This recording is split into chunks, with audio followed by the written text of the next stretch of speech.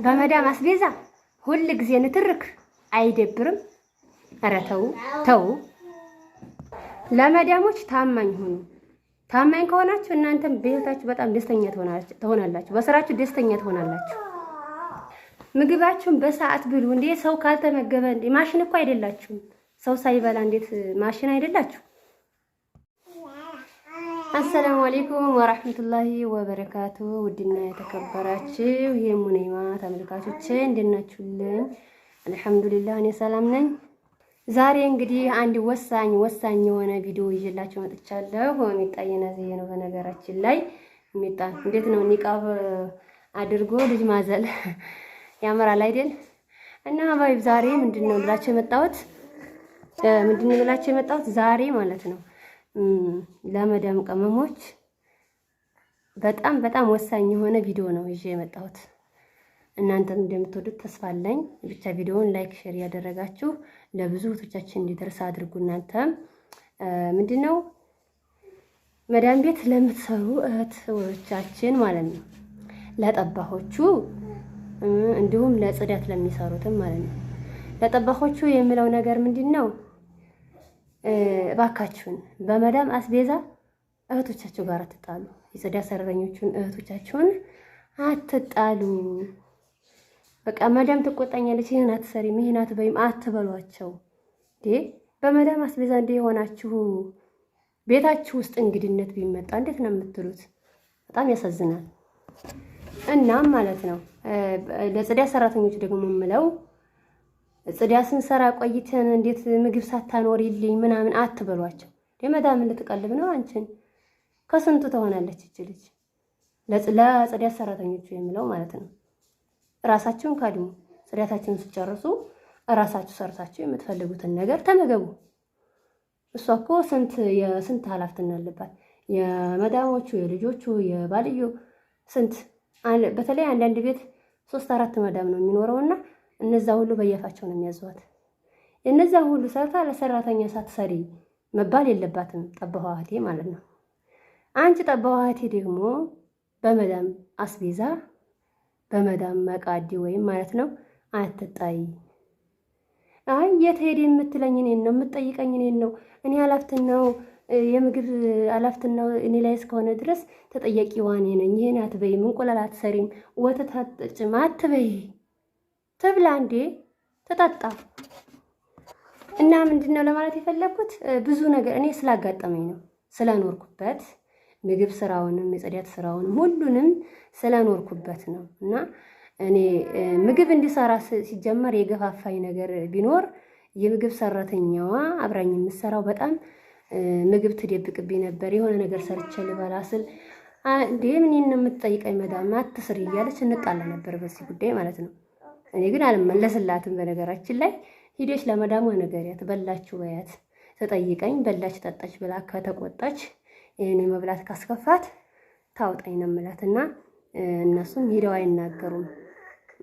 አብዛኛዎቹ እኮ መዳሞች ይጠይቁናል ብለው አስበው አይደለም። ሲበሉም መዳሞች የሚጠሉ ሆኖ አይደለም፣ ራሷ እንድትበይ ስለማትፈልግ ነው። በእርግጥ ሲበላ የማይወዱ አረቦች አሉ፣ ግን ሁሉም ማለት አይደለም።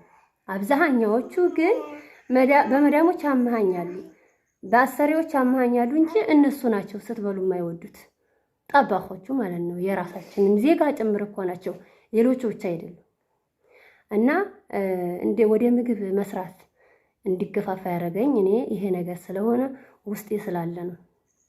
ምግብ መስራት የጀመርኩበት ምክንያቴ ምግብ በቃ በአስቤዛ ሁል ጊዜ እንጣላ ነበር ከጠባኋ ጋር። እኔ ነኝ ተጠያቂ ተዋት ሰሪም አትበይም እያለችኝ። እና ሀባይብ በመዳም አስቤዛ አትጣሉ፣ ሰርተው ይብሉ።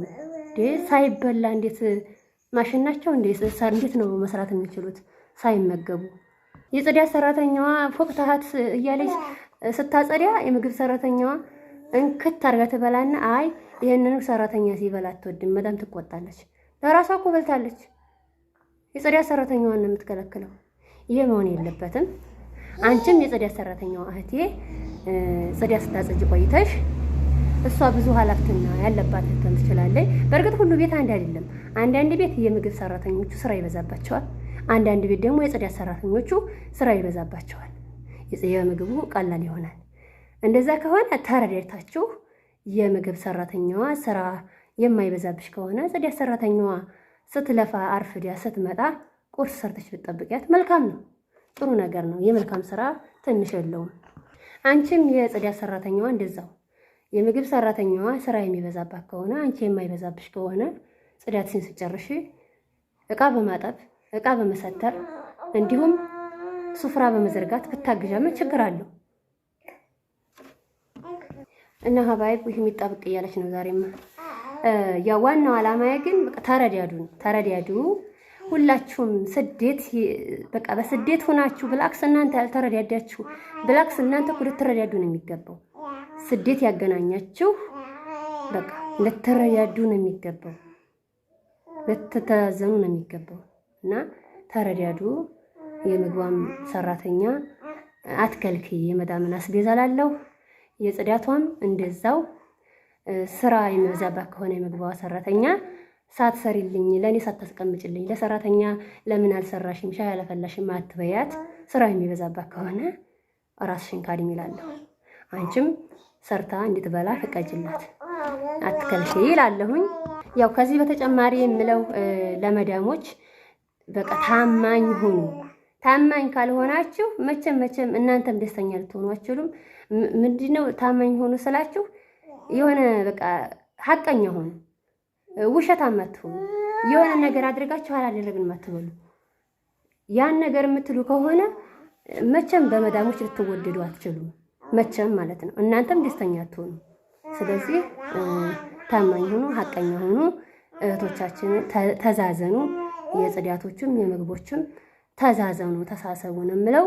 የዛሬው ቪዲዮ እጥር ምጥን ያለች ይህንን ይመስላል። ያው እንግዲህ ላይክ ሼር እያደረጋችሁ ለእህቶቻችን ብታደርሱ ደስ ይለኛል። ሰብስክራይብ አድርጉ። በሌላ ቪዲዮ እስከምንገናኝ ሰላማችሁ ይብዛ።